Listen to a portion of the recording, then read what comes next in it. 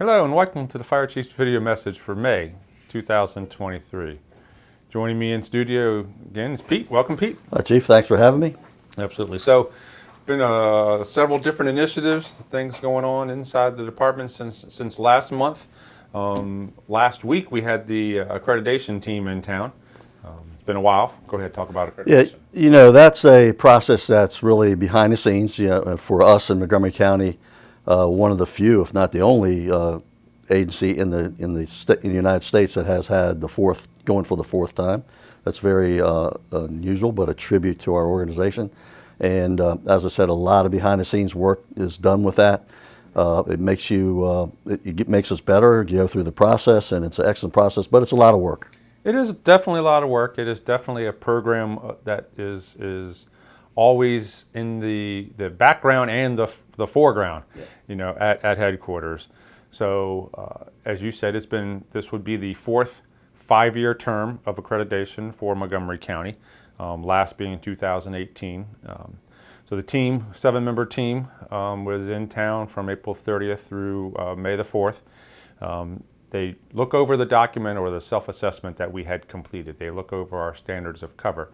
Then they go and talk to the managers and chiefs that wrote those areas and people in the stations and at the support sites to validate what is written there and then look at the information. So the main part of this is to say that the recommendation was for accreditation.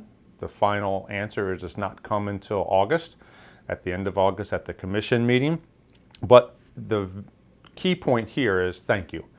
Thank you to a lot of folks, to Melissa and Jim for keeping the process forefront and moving and getting us all to accomplish those write-ups and getting those documents ready.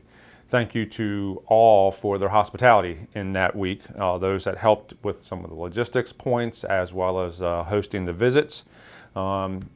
We do a host dinner in the process of that event, so Station 32C was the host for the dinner. So Sean Carroll and the folks there with Captain Harrell, they cooked up a great dinner and had the accreditation team on site Sunday evening. So thank you to Sean and the folks at 32C. So more to come on that, but looks like the path is laid for Montgomery County to receive accreditation for the fourth time. Yeah, and just one more note to that is we are the largest combination department accredited. Accreditation is a big deal here in Montgomery County. A lot of the other agencies, I think, again, we separate ourselves from the rest of the country, maybe in that regard, where a lot of the agencies, certainly all the public safety agencies, are accredited, and a number of others. So a real tribute to that process. It is. It started with corrections more than a minute ago, but corrections, rehabilitation, police, fire rescue, emergency management, all of which are accredited through the different agencies that accredit those areas. So thank you to everybody, and it is a continual self-improvement, self-evaluation program. So some things that we will work on, some things that they identified for us to suggest improvements, things we already were planning to change, and some things that we'll look at. So that was an update on accreditation and the opportunities for people to help. Go to the quick links, go to the Fire Chiefs tab. There's a bunch of references there. Our standards of cover is always available and updated via auto process. So it's anytime there's a change, it's always ready and available there. It's not a legacy printed document that dates out. Yep, good stuff. Good stuff. Talking about documents, one of the documents that's always a good reference is the budget. So we're at near the end of the budget process for this year, but not yet. Yeah, and there's public hearings on it. Council is dealing with it. You've met with the Council Public Safety Committee and full committee a number of times, and things seem to be right on track. From my perspective anyway, it's a good budget. There's some things that are added to or improved upon or enhanced. So yeah, good stuff. So like I said, when we sent the email out back in March when it was released, there's 11 to 12 new positions added in there for the organization. Good stuff. We have a meeting this week with council. The middle of about 2 more weeks, usually the May 24th, May 25th is when different votes, the final votes occur. So more to come in next month's video about the fire chiefs, next month fire chiefs video about the budget. And just keep it all in perspective, it's about almost $270 million, which is, I don't know, in your tenure, 8 years or so, that's a good percentage increase over the years, and steady improvement for sure. Yep, so it definitely is a lot to support the organization and a lot to serve the residents and visitors to the county. So supporting the residents and visitors of the county, rotating backwards a tad to supporting our own.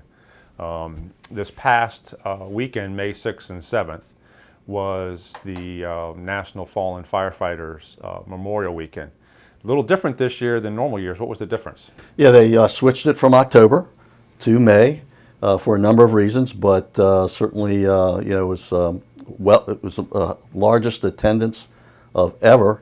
Over 700 or close to 700 family members. So they usually have 60 or 70% participation. This year they had 85, 90% participation. So right. Huge turnout, but good representation from Montgomery as well. Right. So the memorial is up in Emmitsburg. It's really a touching and a solemn place.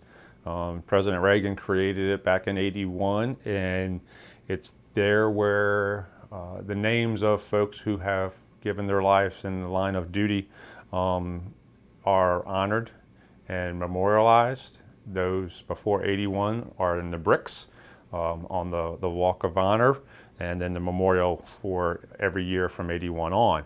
This year, very sadly, there was 144 names added. The number was the mid-70s of folks that passed in the line of duty in calendar 22, and the other 70 or so were honored for passing in years prior where there was a determination recently. But 144 is a large number, as you said. And that's across the country, career and volunteer, wildland, cities, occupational diseases, as well as vehicular accidents, and on scene, tragic accidents. This year, Chief Jim Seavey, Cabin John, DC Fire, Glen Echo before Cabin John, and firefighter paramedic Kenny Lacayo from Wheaton Squad and Baltimore City were among the 144 recognized. So the families are brought to town. There was a wave and a sea of family support and folks there. It's a great opportunity to support those that are grieving, because they're the ones who continue on after such a tragic event. And there's a lot of thanks to the network that made the weekend happen. It's not a one day or one weekend event. It is a year-round activity for the foundation. But to the Honor Guard, the Pipes and Drums, the folks from the support staff who were there, and everybody at the station level who supported the folks to be able to attend. Great thanks for their support, and our friends in Ride On. We had to reach out and ask for some help in getting some transportation secured. So great help from county support. And also, certainly we always participate and support the activities there at the Fallen Firefighters Memorial, as you mentioned, with the Honor Guard and Pipes and Drums and many others behind the scenes in the command staff and incident command there. But also this particular year, there was apparatus from Montgomery County or Cabin John, volunteers and members from both those organizations, Cabin John and from Wheaton, were in attendance and front and center. So a good tribute to those fallen, certainly, but certainly, unfortunately, this year Montgomery County was well represented. Yep, and again, thank you to the folks from BCC, the other LFRDs, Berwyn Heights for the support of coverage, while Wheaton brought a very large group of folks to Emmitsburg. to support Kinney's family. And certainly, sorry, one more, the canteens, certainly, and then there's the motorcycle ride, Red that Helmet Ride. weekend, and the canteens from several of them from Montgomery County assist and support that, so yeah. Indeed. So last month when we talked, I had relatively just announced my retirement the end of June. That's continuing on. It's a little over a month away. It's been amazing. We're not going to get into a lot of that here this month. That'll probably be more in next month's video. An update on what's going on. The fire chief's vacancy has been announced. The advertisement for interested candidates to apply is on the street as of the first week of May. It closes. The first round of closing, or the first read, will occur after May 31st.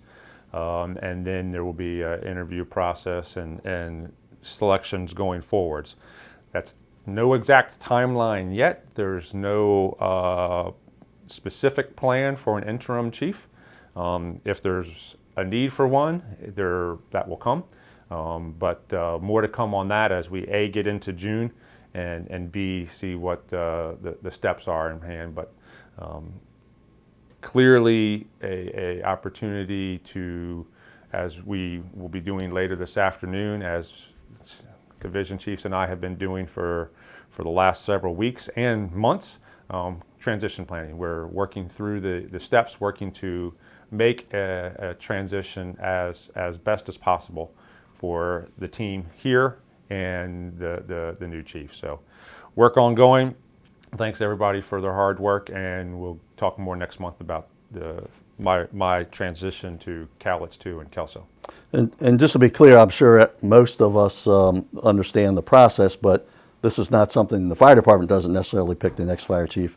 This is being handled by the county administration, the Elbridge administration, and it's a process that they go through in conjunction with you and the department, of course. Yep, so there's a website, executive positions in county government. It's advertised there. It's run by the chief administrative officer's staff, and we'll be supporting that group, as does OHR support that group, and more to come on that as it develops. So any other things to touch base on this month? No, we've had a number of fires, been pretty busy, not only in the region, but for us in particular. The state has had a pretty rash of significant and fatal fires. Yeah, just, and I guess the nation as well, but and so have we. It's reflective of what's going on. You've asked some people to come together to kind of look at some common themes there, and I think it's probably not going to be too surprising when we come out with that, but a number of instances, fatal fires. In fact, we've had 2 in sprinklered buildings, which is very unusual. Relatively small fire, but unfortunately we had some people that had some pre-existing health conditions or whatever, but they did not survive that incident. So that's a little odd, that something we're going to be looking at, of course. And then senior, older people also involved trying to fight fires. You have pets.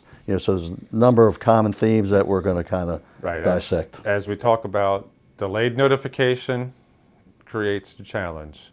Self-extinguishment or attempting to fight the fire complicates that. Mobility impairment issues complicate that. The addition of either clutter as well as improper, home safety strategies, meaning smoking in bed or extension cords or space heaters.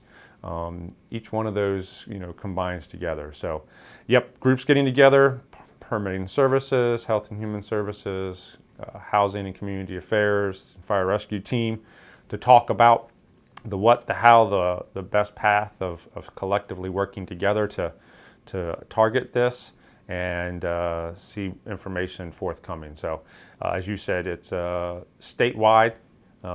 Chief Tracy from the Fire Marshal's office, we were talking this weekend as well.